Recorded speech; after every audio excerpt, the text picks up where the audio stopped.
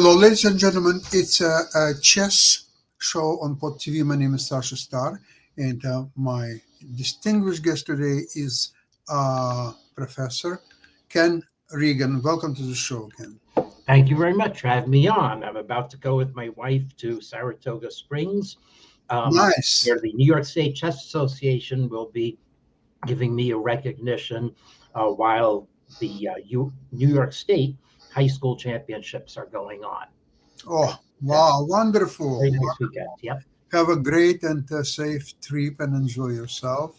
And Mhm. in the meantime, there is no rest of any games, tournaments of all kinds in the chess, and you can all watch it for free on Yeah. the different internet resources, which is incredible. It's, Right. it's just amazing. It's never like this situation existed in the Incredible and popular because I very have much. one of my games set up in ChessBase simply because chess.com had a momentary outage. It's okay now. Hmm. So, um, but What is the most interesting things that you're seeing these days? well, there's a brilliant game that I can lead off showing. Okay, Prague great. Festival um, had a victory by an old prodigy. Okay, Aravind Chitambaram, was a very young player, made his mark more than 10 years ago, Hmm. quieted a bit, and then, however, he beat a very strong Category 19 field in the Prague Masters right now, and his what put him in the lead for good, or with comfortable lead for good, was his victory against Anish Giri in round 7 of the tournament. So That's this serious. Yeah. is the case where the key game in a tournament, or early on when Gukesh beat Giri at Tata Steel, is a loss by Giri as white. But oh no, Giri was black against Gukesh. Sorry, Hmm. but yeah, the squares G4 and G5 for knights will play an equal role in this game. So can you see the board? Yes. Okay, so this is a game that transposes into an opening that I play well. So this is the Queen's Gambit declined, where Black avoids an early pin by Bishop G5. So now QGD exchange, expect a very positional game, um, and but people are realizing that the play does not have to be all on the queen side of these positions. White has a king side pawn majority. Black has open lines on the king side. So each has a reason to think of focusing the play on the king side rather than the queen side. And one other thing about this position, it does not go Catalan. It does not have white fianchetto the king's bishop. And that is an enticement for people who think in Dutch defense terms like me. So now we have a little bit of jockeying where black, both sides actually are trying to make the bishop that's deployed on f4 or f5 feel uncomfortable. White, it would be premature for white to play f3 with the king still in the center. So white plays queen c2 and black just develops. Now white again puts the question to the bishop, but the bishop now can go back to e6 because white's knight is not going to harass it with knight g5. Now white, in fact, brings back the knight. And now here is a case of moves that maybe 100 years ago we wouldn't have considered. But now that we have computers, it's not just, oh, we can think of them with our brains. Sometimes the computers show this to us. So I must say, actually, right now, the computer is not showing it to us. For some reason, the computer is giving two identical lines with different evaluations, and it wants to play knight h5 on the theme of harassing white's bishop. But the move, I don't know when this was prepared, is knight e4. This looks like a sacrifice. I mean, it is a sacrifice. Um, and the funny thing is that black doesn't do anything particularly special. But what black does have as an ace in the hole is the fact that white was not close to castling. So it turns out that there isn't a comfortable way for white to interpose. Can't interpose to the queen because bishop b4 would pin and win the queen. So I just put the knight on d2.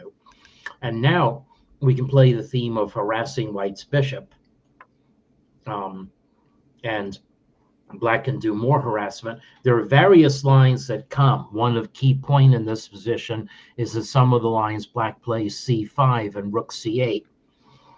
And there's also the fact that black is able to castle quicker than white is able to castle.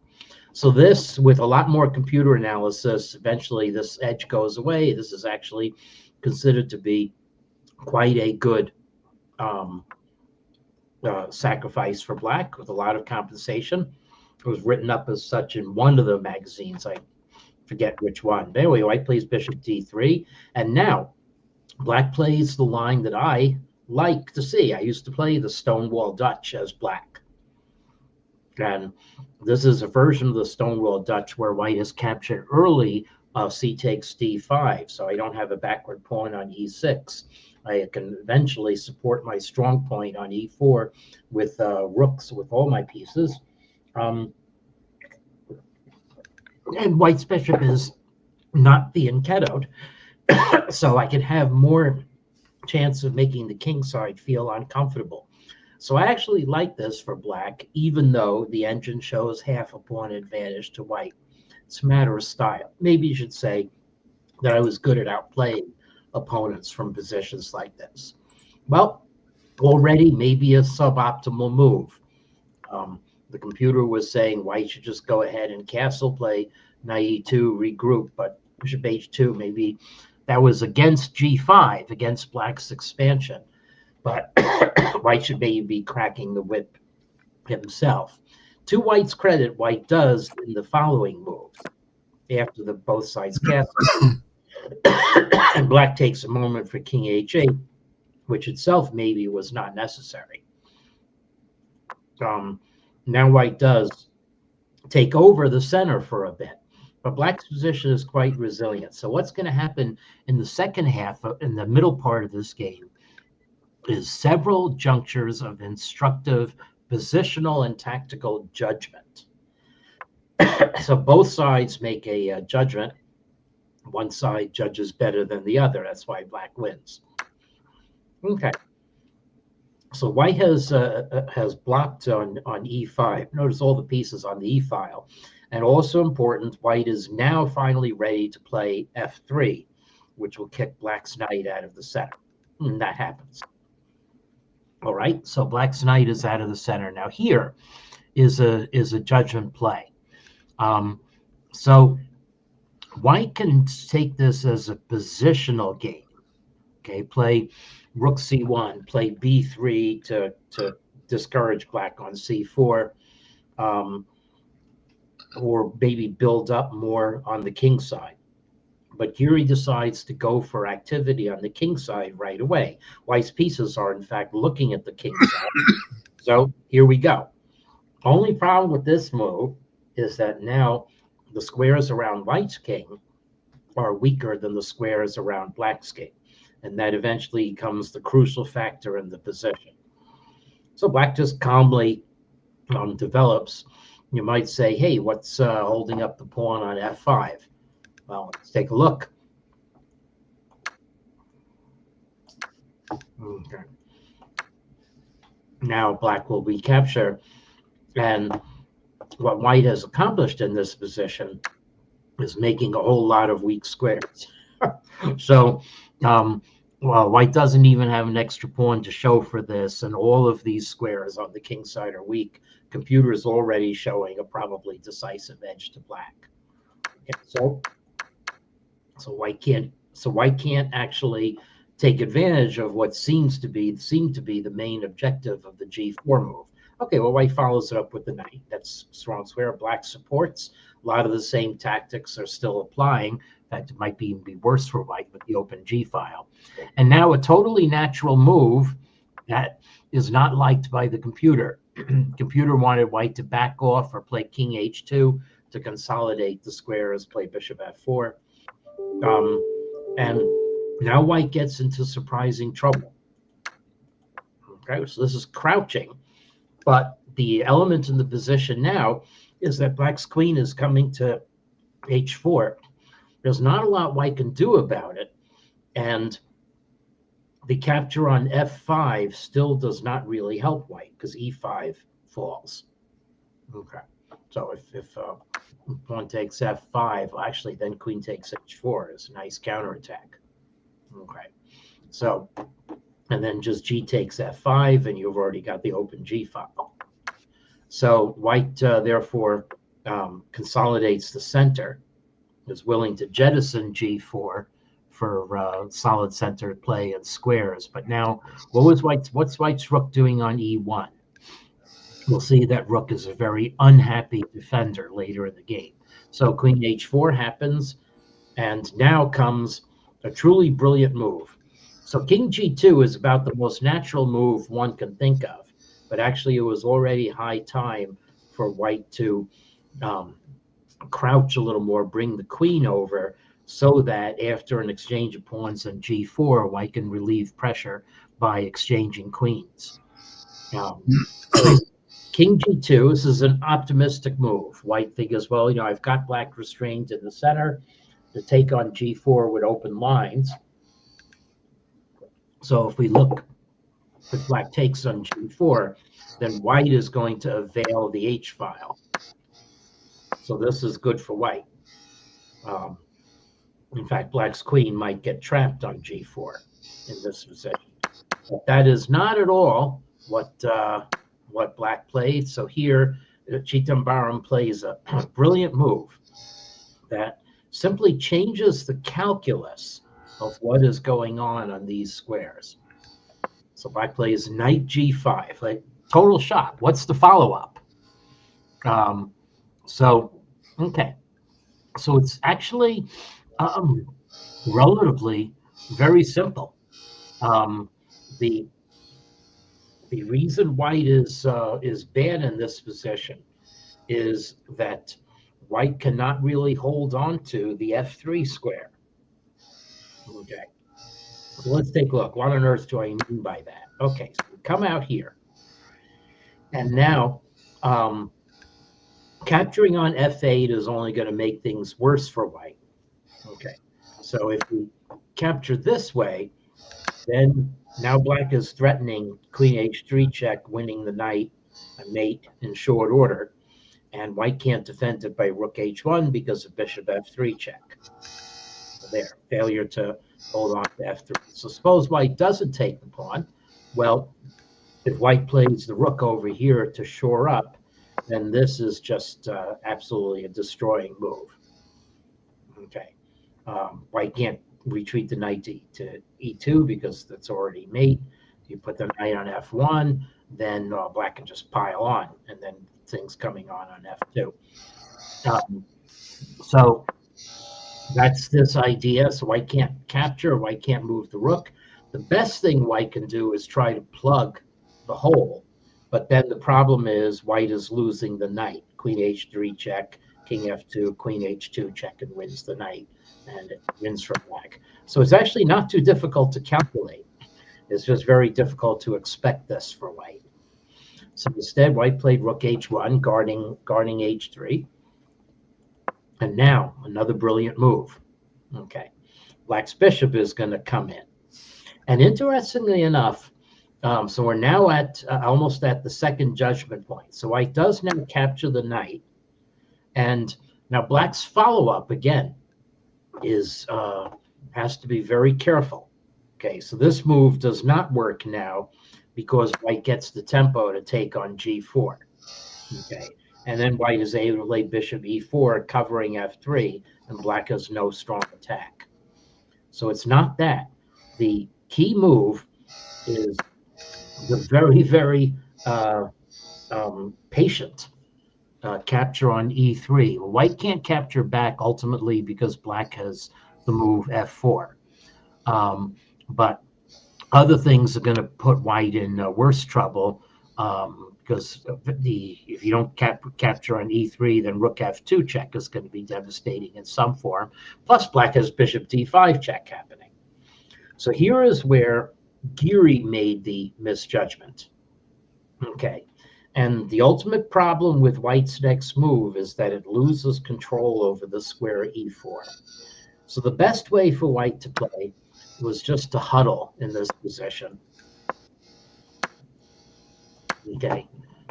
And then, black can attack, but there's nothing imminent happening to white. Black can also win well, this is threatening to win an exchange now with bishop d5 check. Okay, taking over the e4 square. And now it is game. Black has the advantage.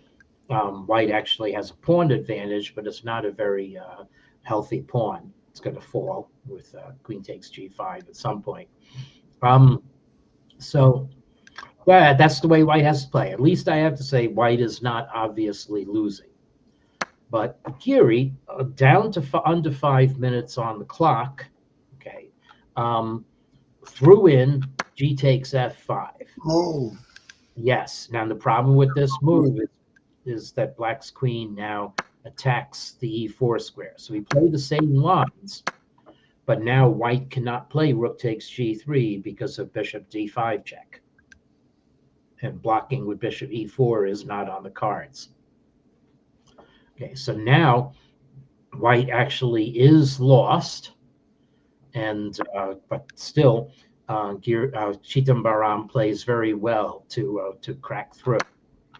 So now it looks like white has gained a temporary respite, but no, the f3 square is still going to blow because white's rook on h1 is tied to the defense of h3, and white can defend f3 with the queen, but it's not a defense.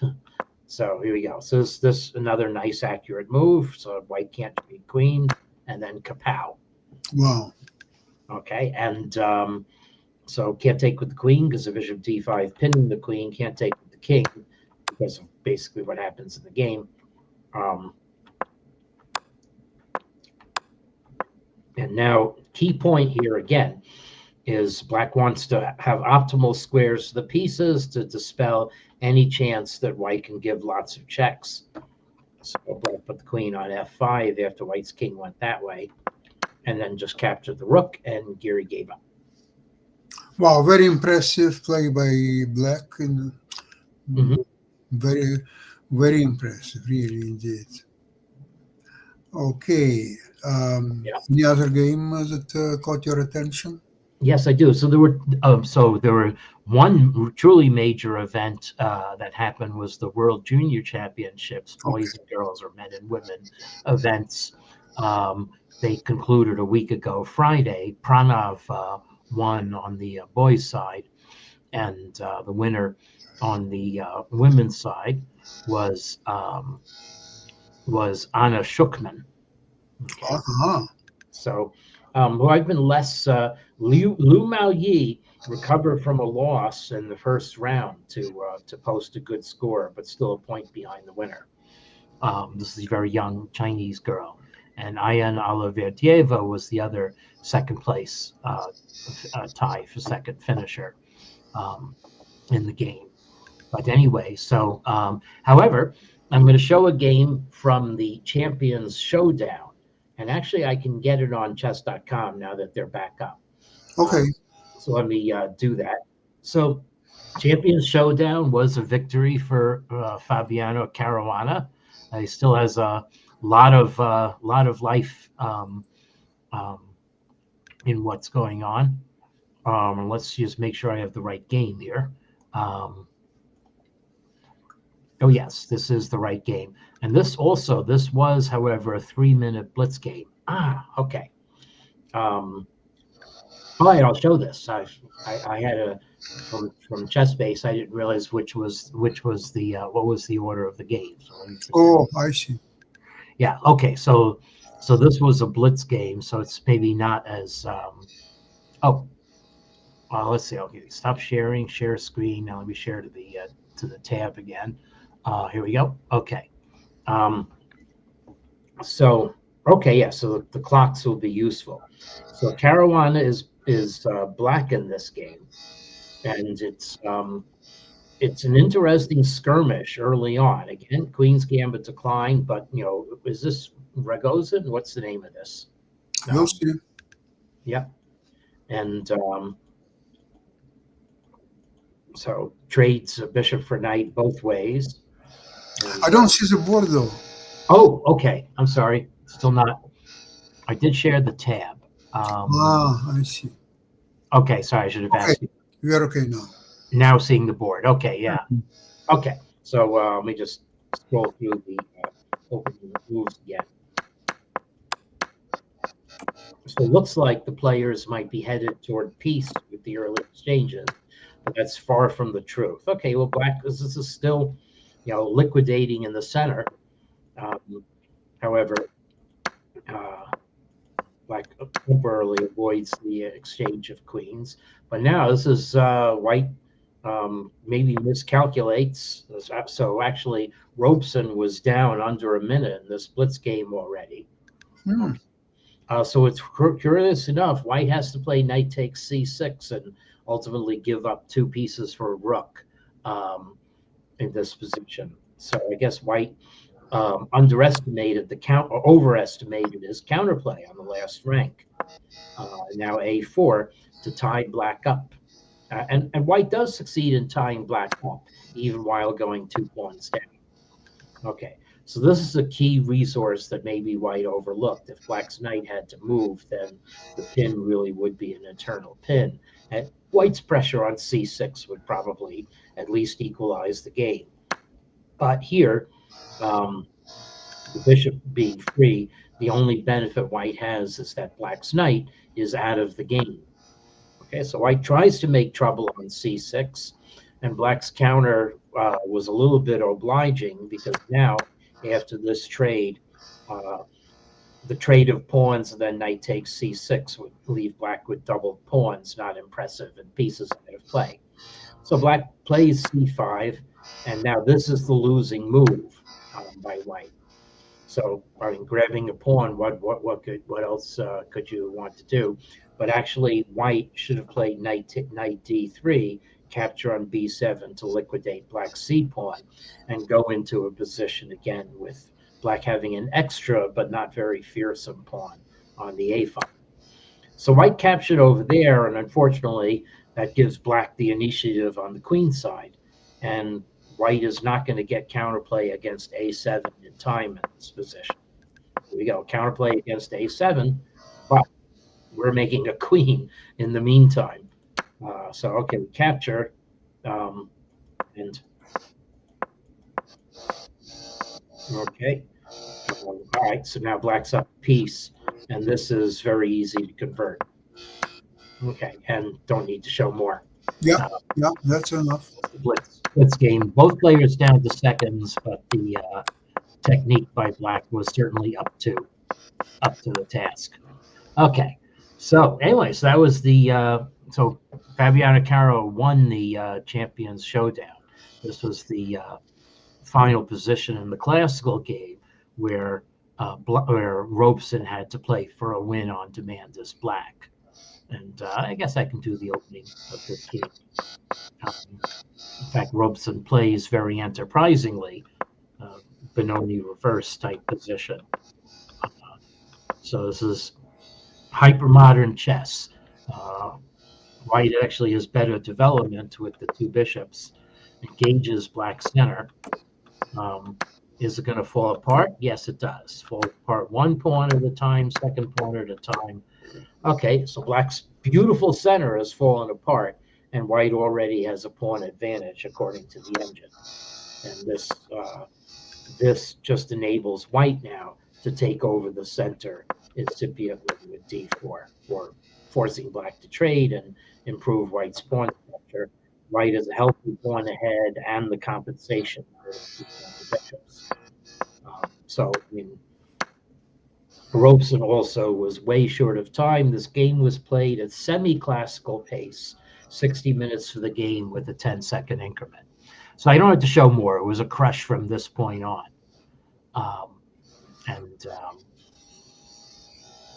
So maybe though I will go to the World Junior Championship and just show quickly one of the games by the winner, Pranav, a player I've been less aware of, but what's the story of our time? Actually, even as one of the organizers of the Prague event said, the story of our time is going to be the emergence of players from India. So. Um, so actually, let's take a look at how Pranav defeated one of his countrymen. So match between the two Indian players. Pranav had 7 going into the round. Aswath had 6.5 going into the round. This was round 9, so it's round 8. I'm sorry. Yeah, so 8 out of 9 after this. So, okay.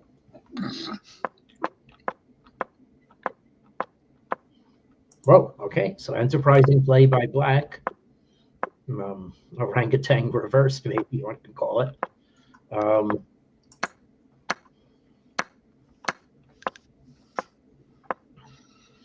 Okay, well, how could a natural move like Rook B8 be a mistake?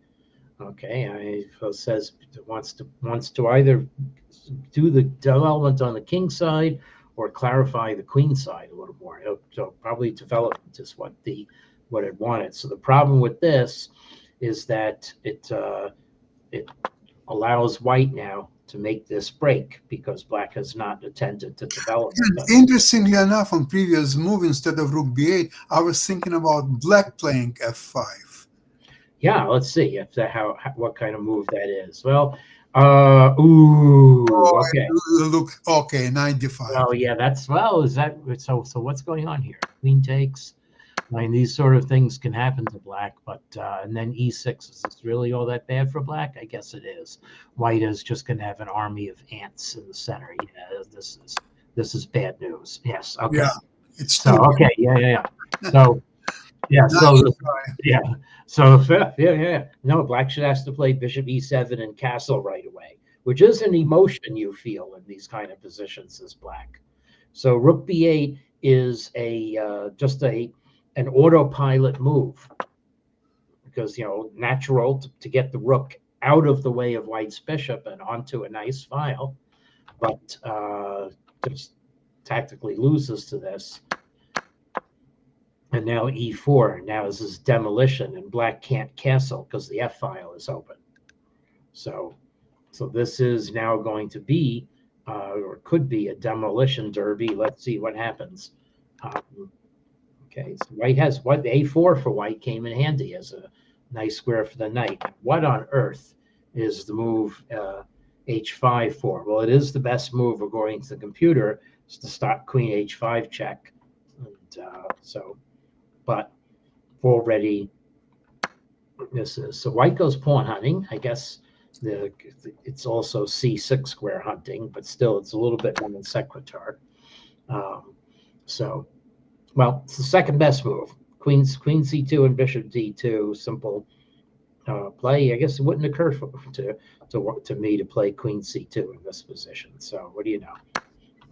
Okay.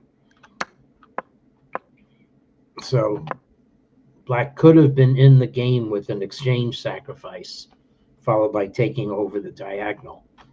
But now white is able to. Okay, the players repeat moves. There is a nice move in this game. Okay, so I hadn't looked at it. Wow. Of course, bishop g5 is good too, but here we go. So this now got black's queen off of the defense of the e6 square. So now this is going to crash through. Threatening mate. Now we're going to crash through on the rook file. Okay, now white's pawns are going to crash through. So this is a visually entertaining game. And black can now give up. Okay. Wow. All right. So that was a worthy game by the winner. Absolutely. Ken, thank you so much for this game today. And I'm looking forward to see you again next week. Same place, same time. And have a great weekend to all our listeners and those who will celebrate St. Patrick's Day have a lot of fun. Thank Okay. you so much, everybody. Thank you so much. Yep. Okay. Bye bye. All right.